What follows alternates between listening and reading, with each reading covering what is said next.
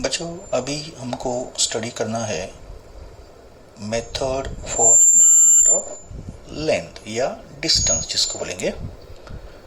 तो length major करने के लिए कौन से अलग अलग मेथड होते हैं या डिस्टेंस को मेजर करने के लिए कौन से डिफरेंट मेथड्स होते हैं। बच्चों, अगर आपको डिस्टेंस मेजर करना होगा स्मॉल बॉडीज का, अगर आपको डिस्टेंस मेजर करना है तो आप कौन सा इंस्ट्रूमेंट यूज करते हो? राइट, आप यूज करते हो स्केल।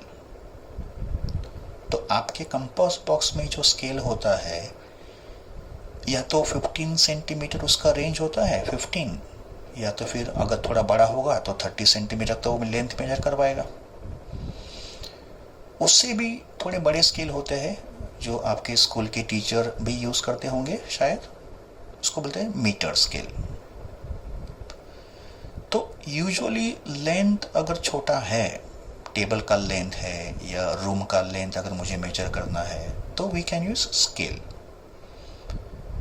बट अगर लेंथ छोटा है, मीटर से भी छोटा है, सेंटीमीटर से भी छोटा लेंथ है, तो फिर हमारे पास कुछ और इंस्ट्रूमेंट्स भी है और इन इंस्ट्रूमेंट्स का नाम है vernier caliper, micrometer screw gauge and spherometer. Vernier caliper, micrometer screw gauge and spherometer. बच्चों, आपको इन इंस्ट्रूमेंट्स का स्टडी करना है 11th स्टैंडर्ड में, बट इन इंस्ट्रूमेंट्स का स्टडी आप करोगे फिजिक्स प्रैक्टिकल्स में। थ्योरी में तो इंस्ट्रूमेंट का यूज़ हम लोग नहीं करेंगे, बट जब भी फिजिक्स प्रैक्टिकल्स आप स्टार्ट करोगे तभी आप इन सब इंस्ट्रूमेंट का यूज़ कैसे करना है वो भी सीख जाओगे। तो ये जो मैंने अभी इंस्ट्रूमेंट्स के आपको नाम बताए, ये इंस्ट्रूमेंट्स स्मॉल लेंथ मेजर करने में यूज़ होते हैं। बट अगर हमको लार्ज डिस्टेंस मेजर करने हैं, जैसे स्टार्स, प्लैनेट्स या सन हमारे से अर्थ से कितना डिस्टेंस पे है, ये अगर हमको मेजर करना है तो उस डिस्टेंस के मेजरमेंट के लिए का मतलब अगर डिस्टेंस कुछ ज़्यादा ही है, बहुत लार्ज वैल्यू है, जैसे स्टार का डिस्टेंस अर्थ से मेजर करना है या सन का डिस्टेंस अर्थ से मेजर करना है या किसी दूसरे प्लैनेट का डिस्टेंस अर्थ से मेजर करना है, तो ये डिस्टेंस इतने ज़्यादा है या इतने बड़े हैं कि इनको मेजर करने के लिए मीटर स्केल तो हमारे कुछ काम का नहीं है। तो फिर ऐसे लार्ज डिस्टेंस को कैसे मेजर किया जाता है? तो measure large distances we follow one special method और उस मेथड का नाम है पैरेलैक्स मेथड। बच्चों याद रखो, ये पैरेलैक्स मेथड जो है वो सिर्फ लार्ज डिस्टेंस को मेजर करने में ही यूज होता है। चलो एक एग्जांपल के साथ हम लोग इस मेथड को समझते हैं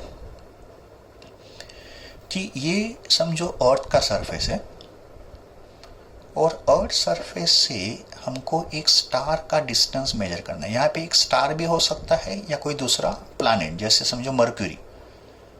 तो मर्क्यूरी प्लैनेट अर्थ से कितना डिस्टेंस पे है ये हमको मेजर करना है। या कोई स्टार है समझो, ये अर्थ से कितना डिस्टेंस पे है ये हमको मेजर करना है। तो ऐसे लार्ज डिस्टेंस को मेजर करने के लिए जो मेथड है वो है पैरेलैक्स मेथड।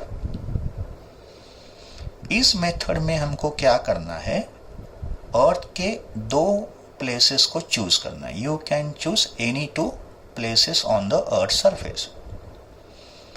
जैसे मैंने इस डायग्राम में एक प्लेस ए लिया है और दूसरा प्लेस बी लिया है। ये दोनों प्लेस अर्थ के सरफेस पे ही होंगे। These two places are on the earth surface.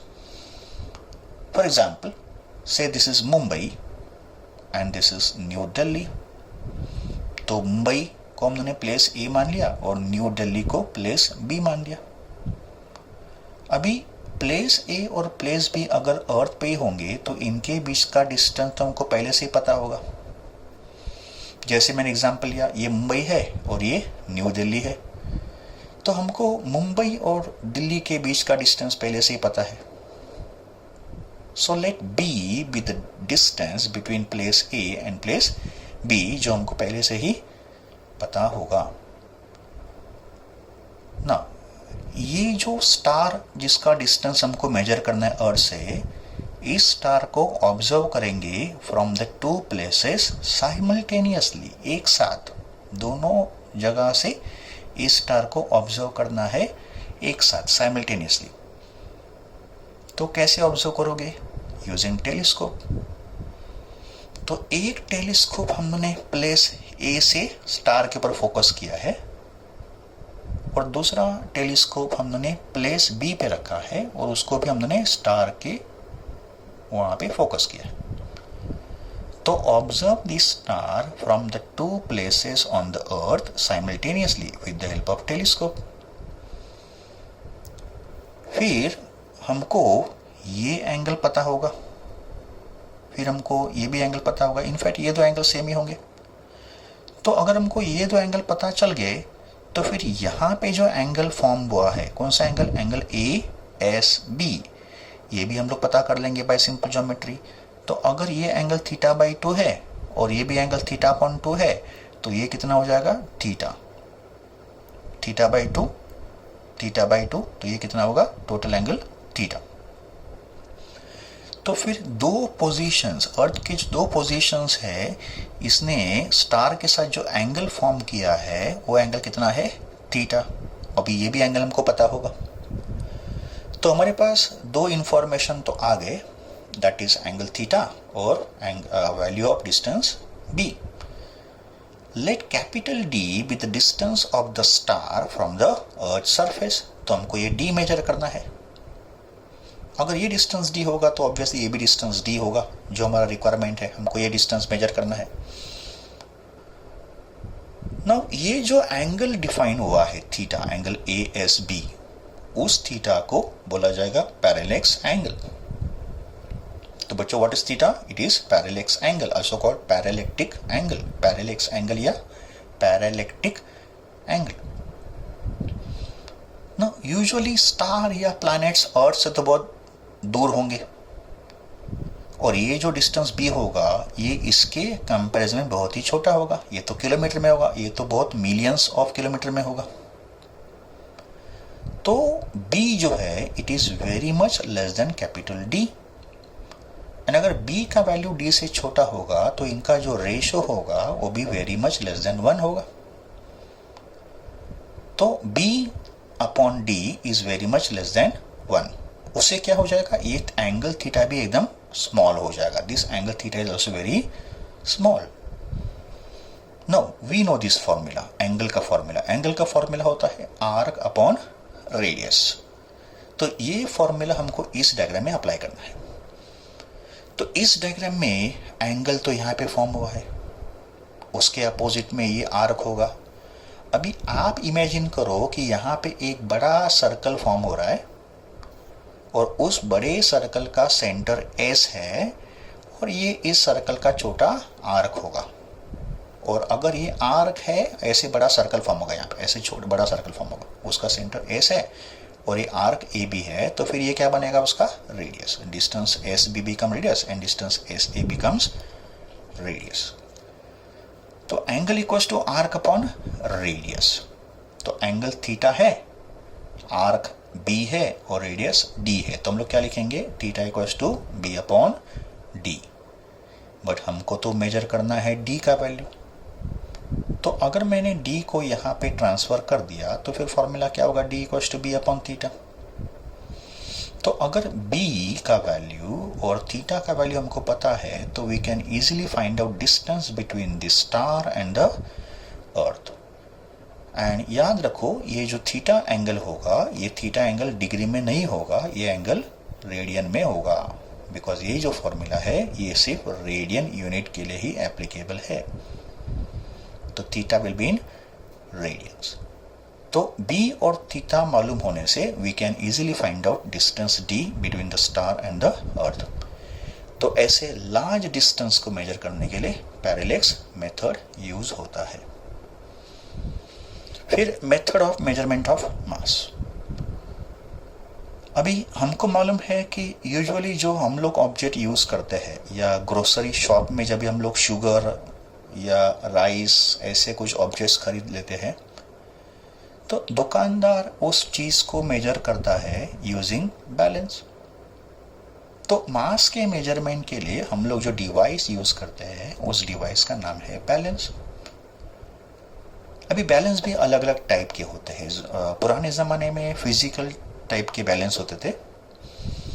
अब भी कहीं ग्रोसरी स्टॉप में फिजिकल टाइप का बैलेंस ही यूज़ होता है जिसमें दो पेन होते हैं, लेफ्ट पेन और राइट पेन। एक पेन में नोन वेट को रखा जाता है और दूसरे पेन में ऑब्जेक्ट को रखा जाता है जिसका वेट हमको फाइंड करना है। और अभी एक नया टेक्नोलॉजी आया है डिजिटल बैलेंस, जिसमें हमको वेट यूज़ नहीं करना है, सीधा ऑब्जेक्ट को रख दो उस बैलेंस के ऊपर और आपको एक उसका डिजिटल वैल्यू पता चलेगा। बट ये तो हो गया मेजरमेंट ऑफ स्मॉल मासेस।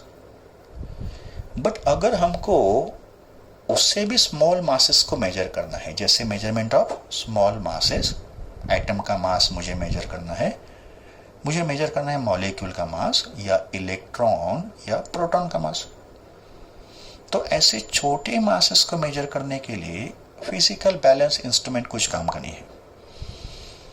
तो ऐसे छोटे मासेस को मेजर करने के लिए हम लोग जो मेथड यूज करते हैं उस मेथड का नाम है मास स्पेक्ट्रोग्राफ।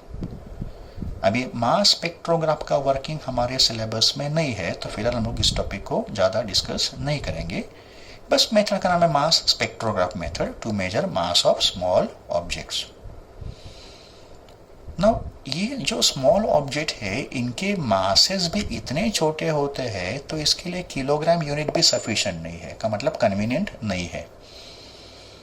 तो स्मॉल ऑब्जेक्ट के मासेस को मेजर करने के लिए स्मॉल यूनिट यूज होता है। उस यूनिट का नाम है unified atomic mass unit. Unified atomic mass unit का सिंबल होता है यू। इसको हम लोग समटाइम्स बोलते हैं AMU, atomic mass unit, AMU, और उसका सिंबल है U। तो ये यूनिफाइड मास यूनिट किलोग्राम के फॉर्म में कितना होता है? तो 1 AMU, AMU का मतलब एटॉमिक मास यूनिट, 1 U, ये होता है कार्बन 12 आइसोटोप का जो कार्बन एटम है उसके मास के 1/12 का मतलब आप कार्बन 12 आइसोटोप का कार्बन का एक एटम लो, उस कार्बन एटम का जो मास होगा उसको 12 से डिवाइड कर लो, वो जो वैल्यू आएगा उसको बोला जाएगा 1 एटॉमिक मास यूनिट। तो 1 atomic mass unit is 1/12 times the mass of carbon atom which is present in carbon 12 isotope, और उसका वैल्यू है 1U equals to 1.66 into 10⁻⁻27 kilogram. ये होता है 1U in terms of kilogram.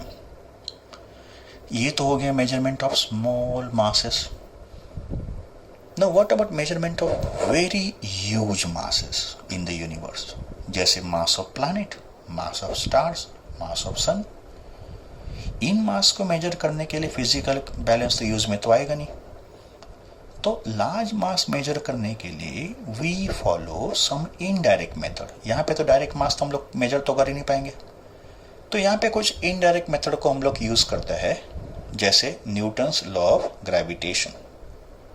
तो Newton's law of gravitation formula use करके हम लोग ह्यूज मासेस को भी मेजर कर पाएंगे।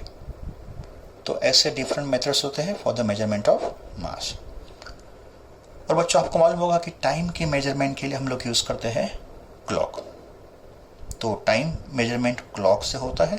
ये होंगे मास के मेजरमेंट और ये होंगे डिस्टेंस के मेजरमेंट।